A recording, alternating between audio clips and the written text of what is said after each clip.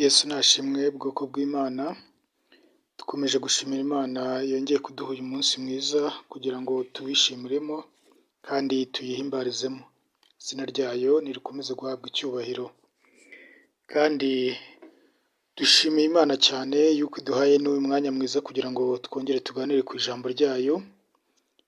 Ni umugisha ukomeye cyane wo kugira ngo kandi nanone uyu munsi twumve icyo umwuka w'Imana abwira amatorero, icyo yongera kutubwira nk'ubwoko bwe, abana Imana yitoranyirije ikaduha umugisha.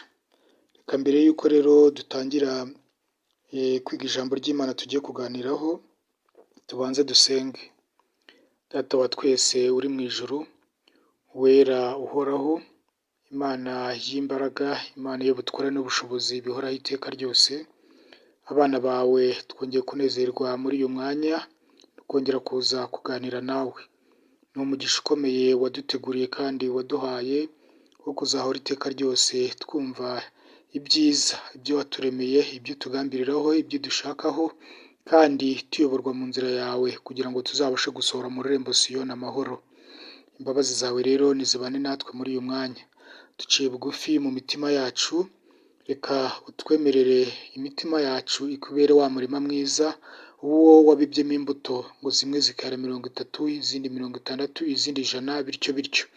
Luka we yarimo arabyanika mu bice 8 umurongo wa 8, yaravuze ngo imbuto yabibwe ngo yeze ngo 100, ni ukuri gikomeza kwera gutyo. Natwe turakwinginze, reka imbuto zacu zirusheho gukomeza kwera uko iminsi igenda iza, ko ibihe tubamo, ko dukomeje kwiga ijambo ryawe, turusheho kukumvira, turusheho kukugandukira, turusheho kumvira amategeko yawe tuyagenderemo.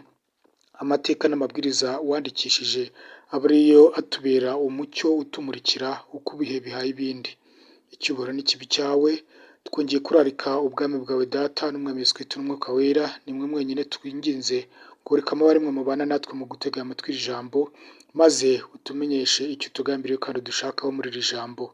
Izina ryawe Data nirishyirwe hejuru, mu izina rya Yesu Kristo nibwo tugusaba tugushimira, amen. Imana nikomeze rero iduhana umugisha muri uyu mwanya. Tugiye kuganira ku ijambo nahaye umutwe uvuga ngo, cyangwa se insanganyamatsiko ivuga ngo wowe uhetamye Yesu araguhamagara. Ijambo rivuga ngo wowe uhetamye Yesu araguhamagara. Umuntu akibyumva yavuga ati ariko se ubundi buriya njyewe ndahetamye, njyewe mfite ikihe kibazo? K'iyi mvugo nayo ubwayo iyo umuntu ayumvishe yumva ari n'imvugo ikomeye, imvugo ikakaye. Rimwe na rimwe umuntu yavuga ati wenda wanashaka n'ubundi buryo wanabivugamo bitari ibyo ngibyo, bitari uguhetama, bitari ukumva umuntu atamerewe neza, bitari ukumva umuntu byaba ari nk'ubusembwa afite, byaba ari nk'ikintu yiteye gikomeye ku buzima bwe. Ariko ni imvugo isanzwe inakoreshwa mu ijambo ry'Imana. Kuba umuntu ahetamye si igitangaza, cyane cyane bishobora kuba bitari ku mubiri, ariko ugasanga biri mu buryo bw'umwuka cyane. Umuntu abyumvira mu buryo bw'umwuka kugira ngo abyumvire mu buryo bwo ku mubiri, nk'abantu tureba twese tubasha kubona. Umuntu uhetamye, umuntu utagororotse, utameze neza, utabasha kwirambura neza. Ku buryo bw'umubiri usanga bibaho gakeya, ariko mu buryo bw'umwuka bwo noneho usanga byo bihari byinshi.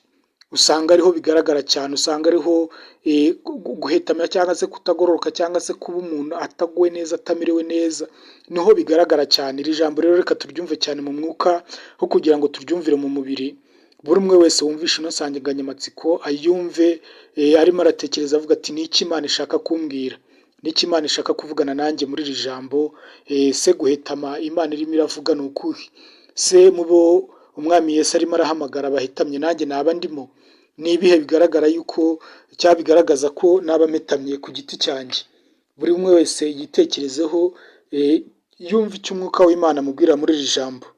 Reka dusome muri Luka ibice 10, Luka ibice 13, turahera ku murongo wa 10 tugere ku murongo wa 13, twumve icyo umwuka w'Imana atubwira muri iri jambo. Luka ibice 13 umurongo wa 10 kugera ku wa 13. Umutwe w'amagambo hano uravuga ngo umugore uhetamye akizwa na Yesu. Umurongo wa 10 uravuga ngo nuko ku munsi w'isabato yigishiriza mu isinagogi. Umurongo wa 11 asangamo umugore ufite dayimoni utera ubumuga. Uwo mugore yari amaze imyaka 18 ahetamye atabasha kunamuka na hato. Umurongo wa 12 Yesu amubonye aramuhamagara aramubwira ati mugore ubohowe ubumuga bwawe. Umurongo wa 13 amurambikaho ibiganza, muri ako kanya aragororoka ahagarara yemye ahimbaza Imana. N'aya magambo tugiye kuganiraho muri uyu mwanya, reka twongere tuyasubiremo twihuse. Nuko ku munsi w'isabato yigishiriza mu isinagogi, asangamo umugore ufite dayimoni utera ubumuga. Uwo mugore yari amaze imyaka 18 ahetamye atabasha kunamuka na hato.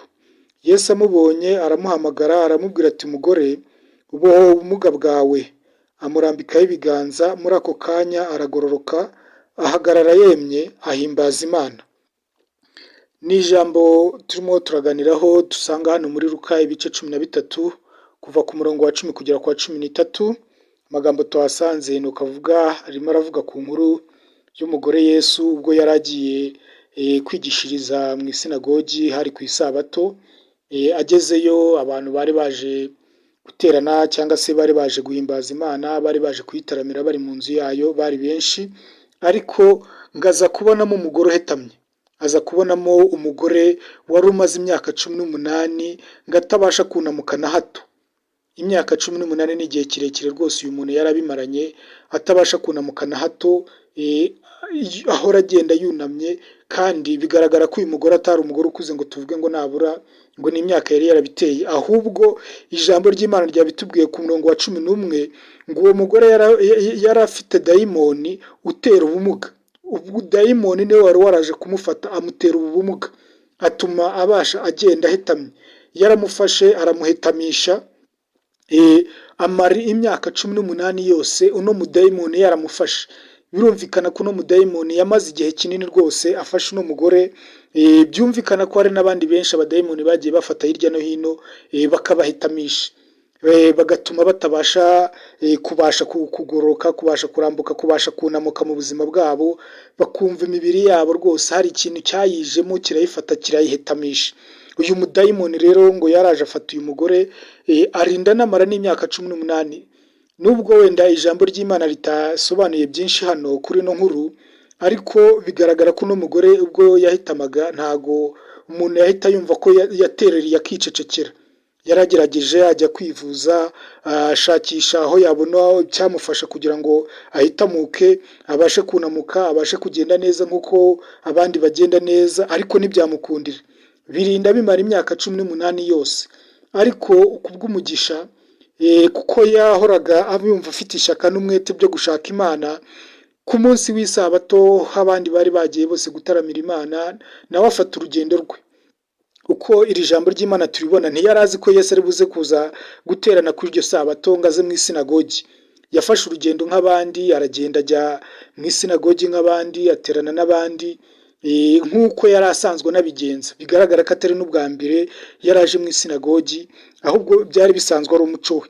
Ahubwo agezemo agira umugisha, yiteranira n'abandi nk'uko bisanzwe, abahongaho nk'uko bisanzwe.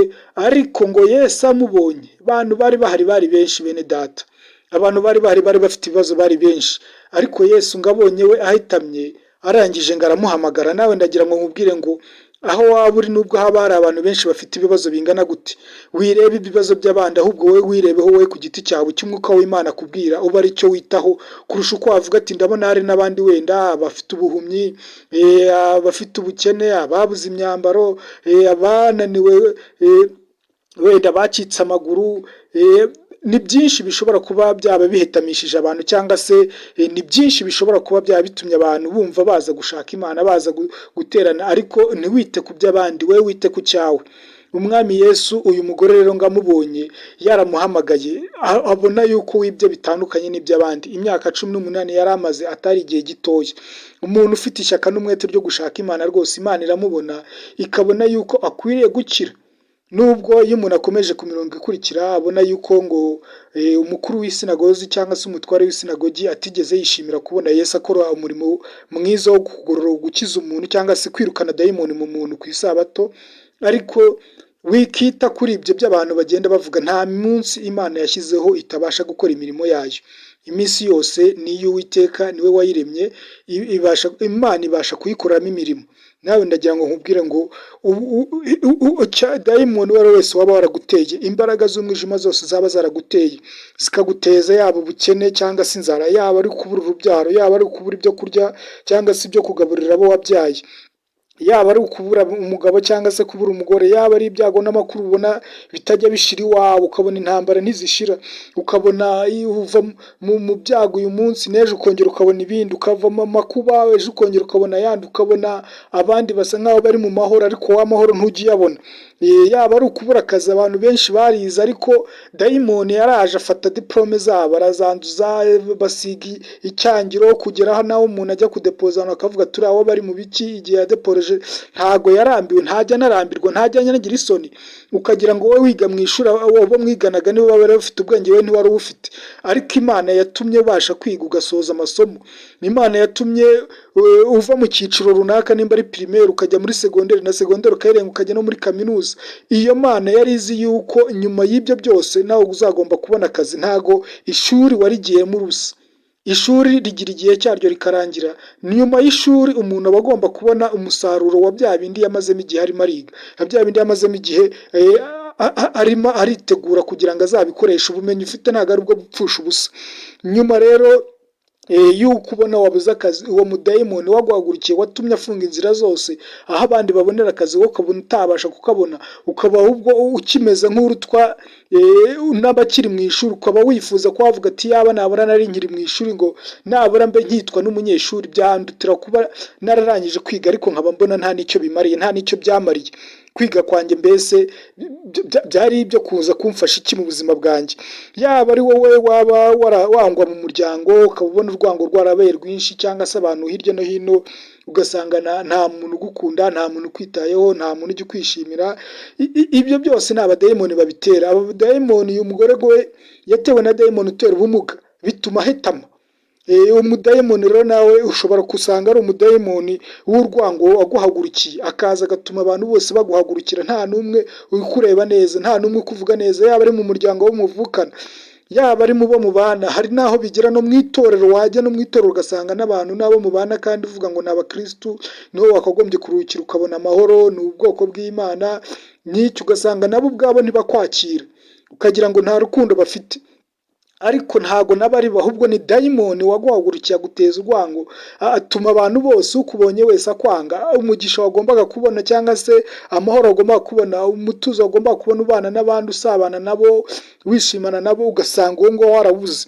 Yaba ari wowe ubona uhora urenganywa cyangwa se uzira ubusa, ukabona icyo ukoze ntago ari cyo abantu bakibona, ahubwo bo bakibonamo ikindi, bagishakamo ibibi, ntibajya bashaka kubona ko hari icyiza ushobora gukora.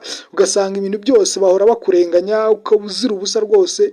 N'ibyo wagerageje gukora byiza, abantu ubwo ugasanga bo ntibabona ko ari byiza, ahubwo bo bahora babonamo ibibi kurusha ibyiza wakoze. N'icyiza wakoze abantu ntibagiha agaciro, ugasanga n'ubundi uhora urenganyirizwa ubusa.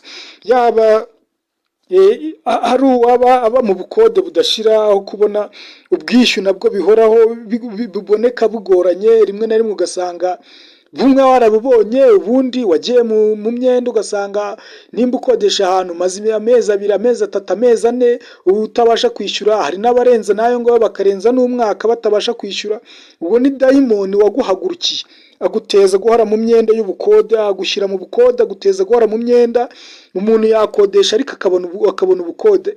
Ubwoko bw'Imana rwose, Imana ijya ibyemera ko umuntu akodesha ubukode bukaboneka umwaka wa mbere, umwaka wa kabiri, umwaka wa gatatu, imyaka 10 igashira, n'imyaka 20 ukayimara ukodesha ariko ntugire ikibazo kuko utigeze ubura ubukode. Ariko hari n'uba ataramara n'imyaka 2 ubukode akabubura, hari n'uba ataramara n'umwaka wuzuye, ugasanga umwaka ajya kurangiza yamaze kujyamo abantu imyenda nk'amezi 2, nk'amezi 3, aho akodesheje uyu munsi ntabasha kubishyura nk'uko bikwiriye. Umwaka ujya kurangira arimo amezi 4, arimo amezi 5, uyu ni umudayimoni waguteye utuma utabasha kubona ubwishyu bwo gukodesha si ikibazo, turi mu isi n'ubundi ni mu rugendo turimo, ariko kubura ubukode noneho ni imbaraga z'umwana satani ziba zabikuruye. Ntabwo ari ishuri gusa kuvuga ngo wabuze ubukode, ntabwo ari uko Imana ishaka kugira ngo ikwigishe kwangisha ubukode, ahubwo nabwo ni imbaraga z'umwana satani zaguhagurukiye. Hari umudayimoni waguhagurukiye, niwo ndimo ndakubwira ngo wowe uhetamishijwe n'uwo mudayimoni, Yesu arimo araguhamagara uyu munsi, Yesu arimo aragushaka uyu munsi, Yesu arimo arakwinginga ngo ngwino, yiteguye kugukiza, yiteguye kukurambikaho ibiganza nk'uko yabirambitse kuri uyu mugore wari umaze imyaka 18 yose umudayimoni uteza ubumuga yaramuhetamishije. Nawe Yesu aragushaka uyu mwanya, arimo arakwinginga ngo ngwino uze umusanga. Uyu mugore yagize ishyaka n'umwete, ahora aza mu nzu y'Imana, ntiyigeze arambirwa kuza mu nzu y'Imana, ntiyigeze arambirwa gukora imirimo y'Imana, ntiyigeze yumva ko yahetamishijwe n'imyuka mibi, yahetamishijwe n'abadayimoni ngo yumve ko akwiriye kwituriza. Birashoboka ko wenda yatarazi n'icyamuhetamishije icyo ari cyo, ariko nawe ndagira ngo nkubwire, nubwo waba utazi icyaguhetamishije icyo ari cyo, ibibazo n'amakuba uhura nabyo, inzara uhura nayo, kubona ugirirwa abantu amabanke byose ugasanga ubifitiye amadeni, kandi ukabona nta n'agacu gashobora kuboneka ngo kabe katuma utabarwa, katuma uvuga ati banke nari nyifitiye umwenda ariko nzayishyura, ahubwo ugasanga aho inzu ikintu wari watanzeho ingwate, nimba ari inzu, nimba ari ikindi kintu runaka watanzeho ingwate, ugasanga ahubwo uri hafi kuba baza kugiteza cyamunara, baza kugishyira muri cyamunara kugira ngo banki ibashe kwishyura. Ndagira ngo nkubwire ngo bimeze nk'iby'uyu mugabo, ushobora kuba utazi igituma kwishyura bitarimo birakunda, amadeni ufite bitarimo birakunda, yaba bifitiye abantu ku giti cyabo, yaba bifitiye banki, yaba bifitiye abavandimwe bawe, yaba ufitiye hari n'abagira n'imyenda bakagira n'abo bajya kuguza no mu nzu y'Imana, niyo myenda nayo ubwayo ikabananira. Ndagira ngo nkubwire ngo Yesu arimo araguhamagara mwene data, Yesu arimo araguhamagara ngo uwo mudayimoni waguhagurukiye, uwo mudayimoni watumye ibyawe bihetama, watumye ibyawe bitagenda mu murongo ngo ubone igisubizo cyabyo, arashaka kubigukiza, arashaka kukurambiraho ibiganza uyu mwanya wa none, arashaka kugira ngo nawe ubohoke, ubashe guhaguruka, ubashe guhagarara, weme ubashe kunamuka icyo kintu gihora gituma utabasha kugororoka neza, utabasha kunamuka, utabasha kumererwa neza mu buzima bwawe. Yesu arimo araguhamagara kugira ngo agikureho uyu mwanya wa none. Ndakwinginze mwene data, iri ni ijambo ry'Imana turimo turaganiraho. Imana irimo irakwinginga, ishaka yuko nawe uba mu bana bawe ubohotse. Umwami Yesu Kristo agiye kuva mu isi niwe watubwiye ati mbahaye amahoro. Ndabizi ko mu isi mutazabasha kubona amahoro, mu isi muzahura n'ibyago, muzahura n'amakuba, ibyo ngibyo ntibizabura, ariko kugira ngo muzabashe kwihangana muri ibyo byose mbahaye amahoro. Amahoro yanjye ndayabahaye. Ubura nuhura nimba warahuye n'ikiguhetamishije, nta mahoro y'umwami wacu Yesu Kristo uzasanga ufite mu buzima bwawe. Uzasanga imirimo y'Imana urayikoreye ukabona icyo wakoze cyose nikigenda neza. Ugiye gucuruza ugasanga wacuruje ariko byahombye, nta n'icyumweru uramara, nta mezi 2 wari wamara, ibyo wacuruzaga byahombye, iyo ahantu bimeze nk'ibiguciye mu myanya y'intoki, ntiwari witeguye kubona bigenda. Uko abandi bakora urababaza, ukavuga ati ariko ubundi mwe mukora mute, mubigenza mute, bakagusobanura ugasanga n'ibyo bavuga ni bikeya kugereranyije we n'ibyo uzi. Ubumenyi ufite burenze ubwabo, ariko icyo ugerageje cyose ukabona ntigikunda, ukabona ntikirimo kiremera. Ndagira ngo nkubwire ngo uyu mwanya wa none uwo mudayimoni waguhagurukiye, Yesu arimo arakubwira ngo ngwino mukuruhure, ngwino mukuruhure, ngwino murambikeho ibiganza. Ijambo ry'Imana hano nkuko twaribonye muri Luka ibice 13 ku murongo wa 13, no Yesu ngo yarambitse ibiganza kuri uwo mugore, muri ako kanya aragororoka ahagarara yemye. Arangije guhagarara yemye, ubu ndahimbaza Imana. Imana ishaka ko nawe uyihimbaza mwene data. Imana ishaka yuko ibyo byari bikuremereye ubikira, ubundi ukazaza mu nzu yawe uyinezerewe wishimye, ubundi ukayihimbaza, ubundi ukumva ufite amahoro, ukumva ufite umunezero, ukumva igihugu cyo mu ijuru uremba Siyoni uzarutaha koko, nawe nkuko abandi tuzarutaha, nkuko abandi dufite ibyiringiro byo kuzabona umwami wacu. Twumva uko byagenda kose, twumva dufite amatsiko arenze uko umuntu yabitekereza yo kuzamubona, akavuga ati reka ndebe, nkuko umuririmbyi ajya biririmba ati za nkovu wagize ku bwanjye, izambere rufite ugifite zabayeho ku bwanjye, kubwuko nari narinangiye umutima, nari naranze kukwakira, ibyaha n'ibicumuro byanjye bikaba ari byo byatumye ugira izo mberere, ibyo bikomere ukaba ari njye watumye ubigira, ukemera kujya ku musaraba ukabambwa ku bwanjye, ukumva umuntu yishimiye kuzabona umwami anezerewe, ubundi ukumva ahubwo igihe kirimo kiragutindira kugira ngo umusanganire. Mwene data, nawe Imana irashaka kuyihimbaza, Imana irashaka kubohoka uyu mwanya wa none, ubundi nawe ukabasha kuyivuga udafite ibikuremereye, utabona ibigukomereye mu buzima bwawe.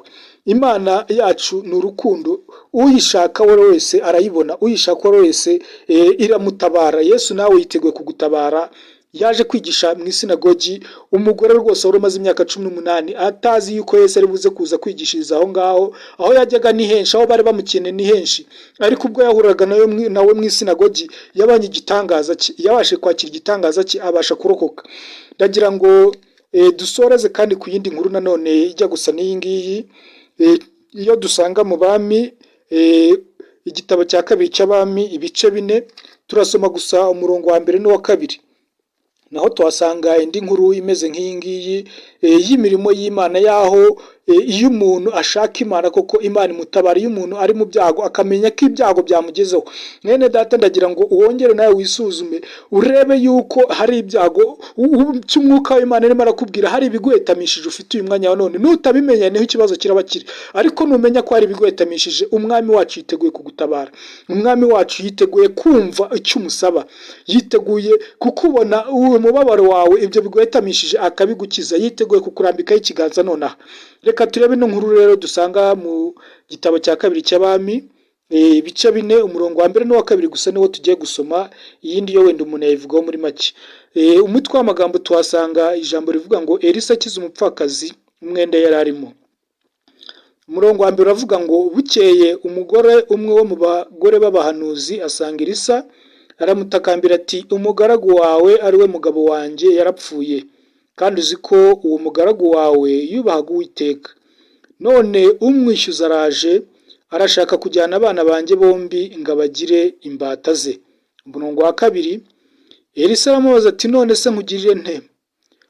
Mbwira niba hari icyo ufite imuhira. Nawe ati, umuja wawe ntacyo mfite imuhira keretse agaherezo kutuvuta. Iyi ni inkuru nanone dusanga hano mu gitabo cya kabiri cy'Abami ibice 4 umurongo wa 1 n'uwa 2 gusa niwo twari dusomye. Umugore w'umwe wo mu bagore b'abahanuzi yaje asanga Elisa, aramubwira ati, umugaragu wawe, umugabo wanjye akiriho, yari umugaragu wawe nk'uko Elisa yari umuhanuzi. Uwo mugabo w'uyu mugore nawe yari umugaragu wa Elisa. Ni ibintu byumvikana. Aravuga ati, akiriho yari afite umwenda, yagiriyemo abantu imyenda rwose, arimo ararwana ku bwoko bw'Imana, arimo ararwanya kubo Satani yashakaga kwica. B'abahanuzi bari baragiye kwihisha, ajya mu myenda myinshi. None umwishyuza uwo yagiriyemo imwenda yaje kwishyuza, arimo arashaka kujyana abana banjye kuko yasanze nta bwishyu mfite, umugabo wanjye nta bwishyu yansigiye, yapfuye tutabashe kwishyura uwo mwenda, none nasigariye aho. None ndagira ngo ngutakambire ubara wo kuntabara. Uribuka ko uyu yari umugaragu wawe, none uyu mugaragu wawe yapfuye nta kintu asigiye ngo rishyire, none n'abana narisigaranye aribo nari neze y'amakiro, aribo nari neze w'ubuzima, aribo nari neze kuzabona abana mu minsi yanjye izaza, aribo umugabo wanjye yansigiye bonyine, dore ahubwo nibo bashaka kuza kujyana.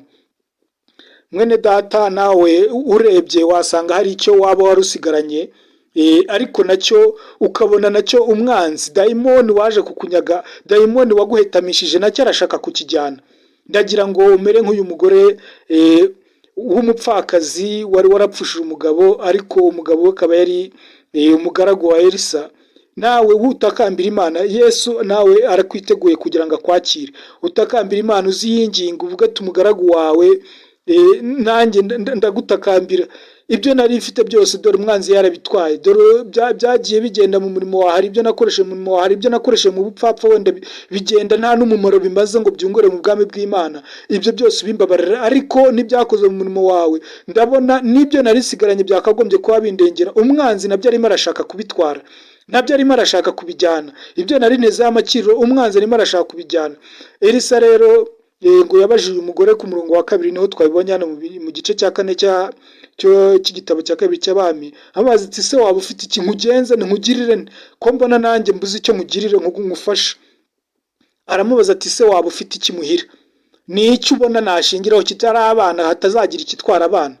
ni iki kiye kindi umuntu yaheraho ajya kugutabara? Nawe wongere urebe mu rugo iwawe, urebe icyaba gisigaye, icyaba kiri buze kukurengera. Uyu mugore rwose nk'uko umugabo we yari umugaragu wa Elisa, yari umwe mu bagore b'abahanuzi, yari agifite utuvuta nabura twamurengera, yari agifite wa mwanya wo kujya gushaka Imana, yari agifite rya shyaka ryo kumva yuko Imana ikiri Imana kandi ishobora byose. Nawe wongere urebe uwo mugore wa mbere twabonye wamaze imyaka 18 ahetamye, yari agifite ishyaka ryo kujya mu isinagogi, uko isabato itashye akajya mu isinagogi. Nawe urebe ikintu cyakurengera wazana imbere y'Imana. Ni iki cyakurengera cyatuma Yesu akubona, Yesu agutabara? Ubundi ukizana imbere y'Imana iragutabara. Imana yiteguye rwose kugutabara mwene data. Imana iteguye kukumva, yiteguye kukurengera mu buzima bwawe. Umwami Yesu arimo araguhamagara kuko arifuza kugira ngo agukize ibyakuremereye, agukize abadayimoni bagufasha, agukize intambara uhoramo zitajya zishira, agukize ubukene ubona urimo ariko utabona iherezo ryabwo. Umwami yiteguye kugukiza, agukize inzara, agukize kubura akazi, agukize amadeni ufite, agukize inyatsi ufite mu biganza byawe, ikikozeho cyose gihita kigenda ukayoberwaho kigiye. Ibyo byose umwami yiteguye kubigukiza uyu mwanya wa none. Ahubwo ongera wisubiremo, wimenye wowe ubwawe, urebe ni iki cyaguhetamishije, ni iki umwanzi Satani yagutegeyeho, ni iki Satani yaguteje kiri gutuma utabasha nawe guhagarara ngo weme mu buzima bwawe ukabona guhimbaza Imana ntibigukunda. Umugore twasomye hano muri Luka igice cya 13 umurongo wa 13, ngubwo Yesu yari amaze kumurambikaho ibiganza agakira, ngo yabashije guhimbaza Imana. Nawe reba ikintu uyu munsi wa none kiri gutuma utabasha guhimbaza Imana neza. Imana ishaka yuko uyihimbaza. Hari ikiri kukubuza guhimbaza Imana. Uyu mugore n'ubundi w'umupfakazi nawe turi kubona hano mu Bami ba kabiri, nawe yabonaga atazagumiza kubona ibituma himbaza Imana. Umugabo yari yarakoreye Imana, ariko ubwo yari yaragiye mu myenda yabonaga kuzayivamo bitazashoboka, atazongera guhimbaza Imana. Bituma haguruka ajya kwinginga Elisa, naravuga ati umugaragu wawe ari waba umugabo wanjye yakoreye Imana, ariko none bigeze naho ntacyo yansigiye, umwenda yagiyemo utumye ntazongera kubasha guhimbaza Imana. Yakoreye Imana, ariko Imana sindi kubona ikizatuma mbasha kuyihimbaza. Nawe Imana rero irashaka yuko uyihimbaza mwene data, irashaka yuko ubohoka kuri izo ngoyi kugira ngo ubashe nawe kujya mu mubare w'abayihimbaza. Wumve nawe wuzuye umunezero mu buzima bwawe, wumve ibyiringiro by'Uwiteka byongeye kugaruka muri wowe, wumve wongeye kugira imbaraga zo kwifuza kuzagera mu rurembo Siyoni, wumve wongeye kwifuza kwishimira yuko n'abandi bava mu bibazo n'intambara bahoramo. Wumve nimba ari wa murava wagiraga wo kujya gushaka Imana, wumve wongeye kugaruka mu buzima bwawe. Wumve nimba ari imirimo y'Imana wajya gukora, wumve yongeye kugaruka mu buzima bwawe. Ihumure ryongere rigaruka mu buzima bwawe. Yesu niwe wavuze ati abarushye n'abaremerewe mwese nimunsange ndabaruhura, munyigireho kuko ndi umugwaneza. Yesu aragushaka, arambuye amaboko arakwinginga ngo umusange uza kuruhure icyari kikuremereye, icyaguhetamishije, umudayimoni waguteye. Yesu yiteguye kumukuruhura, Yesu yiteguye kumugukiza uyu mwanya wa none. Ndakwinginze rero mwene data, uyu mwanya wawe wo gutegera ijambo ry'Imana amatwi, wumve icyo Imana irimo irakubwira. Nimba ari ukubura akazi, wumve ko Imana yiteguye kugushakira akazi, yiteguye kuguha akazi. Ibyo wize byose n'abatarize Imana ibaha akazi, ugasanga nibo batunze birenze n'ababashije kwiga amashuri menshi. Ntutekereze ngo akazi gahabwa abize gusa, n'abatarize baragahabwa. Inzira z'Imana ntawazirondora. Ntushake gutekereza Imana uvuge ngo mbese bizanyura hehe, bizanyura mu iyihe nzira. Ibyo ngibyo ni iby'Imana, niyo ibifite mu kiganza cyayo. Wiyitekerereza ahubwo wumve icyo irimo irakubwira. Iragushaka wowe ubwawe ku giti cyawe. Ngwino uyinginge, ngwino uyegere, ngwino uyishake. Wicika intege zo kuyishaka. Uyu mugore ntigeze acika intege zo kujya mu isinagogi ubwo yahuragamo na Yesu yakira igitangaza cye. Uyu mugore ntigeze acika intege zo kujya kureba umugaragu w'Imana Elisa ngo avuga ati ko n'ubundi yari abizi yuko umugabo wanjye babanaga ari umugaragu we, akaba yaragize n'imyenda yaranabizi, n'imirimo yakoraga yarayizi, ko mbona yicecekeye. Baraje barashyingura, barangije baritahira barigendera, ntiyakongera gukurikirana ngo amenye ngo mbese umugore w'umugaragu we bimeze gute. Yagiye gushaka Elisa, ariko anibuka yuko no mu rugo rwe yaragifite yaheraho cyatuma abasha gukira. Ndakwinginze rero nawe mwene data, wumvire umwuka wera uyu mwanya wa none, maze uze Imana igutabare. Umwami Yesu aragushaka. Ijambo twaganiraga uravuga ngo wowe uhetamye, Yesu araguhamagara, ngwino umwitabe. Dushimiye Imana rero, reka tugarukire aha ngaha, dusoreze aha ngaha, umwuka w'Imana akomeze kuvugana nawe, akomeze kwigisha, kandi umwuka w'Imana agutega amatwi wegera Imana. Data, turagushimiye kubw'ijambo ryawe uduhaye muri uyu mwanya wa none, tugushimiye ko ari wowe utuganirije, kandi ko ari wowe wongeye kutubwira ko witeguye kutwakira. Reka buri umwe wese wumvishe ijambo ryawe akagira umwete wo kukwereka ibimuremereye, akagira umwete wo kukwereka ibimuhetamishije, akagira uyu mwete wo kukwereka ibimubangamiye mu buzima bwe. Uba ari wenyine wo kumurambiraho ikiganza nk'uko wakiramburiye kuri uriya mugore wari umaze imyaka 18 agakira agahimbaza Imana. N'uyu mwene data, n'uyu mwana wawe, nawe ni ukuri Data umukirize kugira ngo abashe guhimbaza Imana. Ibimubujije kumva umutima we wuzuye amahoro byose bikurweho, maze anezererwe kuramya Data nk'uko Imana ariko ibishaka, anezererwe kongera gukora imirimo y'Uwiteka nk'uko Imana aricyo yamuhamagariye. Twahamagariye kugira ngo duhabwe ubugingo nk'uko wabyivugiye Mwami, ndetse ngo tubone bwinshi.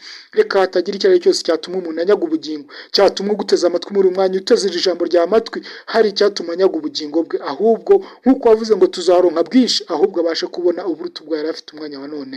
Icyubahiro n'ishimwe n'ikuzo ni ibyawe. Nkomeje kugushimira kuko ari wowe ugira neza kandi wumvishe gusaba kwacu.